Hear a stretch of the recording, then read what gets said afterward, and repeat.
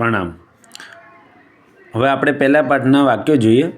નમામી, નમ વત્તા અ વિકરણ પ્રત્યય અને મી પ્રત્યય એટલે નમામી રૂપ થયું પૂર્વના અનો આ એટલે નમામીનો અર્થ શું કરશું આપણે અહીંયા આગળ મી પ્રત્યય છે પ્રથમ પુરુષ એક વચન એટલે નમામી હું નમસ્કાર કરું છું અથવા તો હું નમું છું। પછી એવી જ રીતના પઠ વત્તા અ વત્તા સી પ્રત્યય પઠ સી તો આ શું છે બીજો પુરુષ એક વચન છે તો આનો અર્થ આપણે શું કરીશું તું ભણે છે પઠ એટલે ભણવું તો પઠ સી એટલે તું ભણે છે। એવી રીતના પત એટલે પડવું પત વત્તા અ વત્તા સી બીજો પુરુષ એક વચન એટલે કે તું પડે છે। એવી રીતના પઠ્ઠાભી મી પ્રત્યય છે પહેલો પુરુષ એક વચન એટલે કે હું ભણું છું।